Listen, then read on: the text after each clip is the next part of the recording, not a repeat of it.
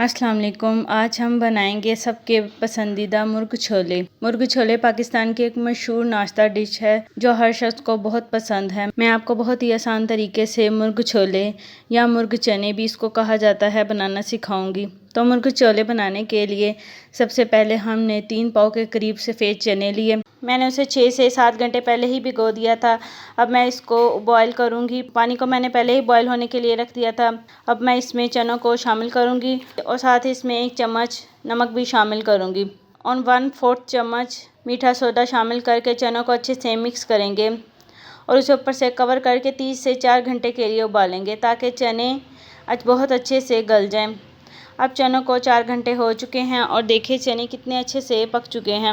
हमने इसमें से 1 कप चने और इसका पानी दोनों को निकाल लिया। अब हम इसका पेस्ट तैयार करेंगे। दूसरी तरफ हम चनों का मसाला तैयार करेंगे। सबसे पहले हमने 1 कप घी लिया। घी गर्म होने के बाद हम इसमें आधा किलो चिकन शामिल करेंगे और चिकन को फ्राई करेंगे ताकि इसका कलर चेंज हो जाए। अब चिकन अच्छे से फ्राई हो चुका है, हम इसको निकाल लेंगे। अब हम इसी घी में 10 से 12 साबुत काली मिर्ची शामिल करेंगे, 2 बादियान के फूल, ऐसे 2 टुकड़े दालचीनी और 2 तेज़पात शामिल करके इनको हल्का सा फ्राई करेंगे। अब हम इसमें 1 चम्मच भरकर चिली फ्लिक्स शामिल करेंगे और इसको भी पकाएंगे ताकि इसकी खुशबू आने लगे। अब हमने इसमें 2 दरमियाने साइज़ के प्याज, जिसको हमने ब्लेंड कर लिया था, शामिल करेंगे और प्याज़ों का कच्चापन दूर करेंगे। अब हम इसमें 2 खाने के चम्मच अदरक लहसुन का पेस्ट शामिल करेंगे और इसको भी अच्छे से भूनेंगे। और स्पाइसेस में हम इसमें 1 चम्मच भुना कुटा ज़ीरा, 2 चम्मच भर के धनिया पाउडर, हाफ चम्मच हल्दी और 1 चम्मच लाल मिर्च शामिल करेंगे। हमने मसाले को अच्छे से भून लिया। अब हम इसमें 1 कप दही शामिल करेंगे और इसको अच्छे से मिक्स करेंगे। थोड़ी देर पकने के बाद हम इसमें ब्लेंड किए हुए चने शामिल करेंगे और इसको मसाले के साथ अच्छे से भूनेंगे ताकि ये एक जान हो जाए।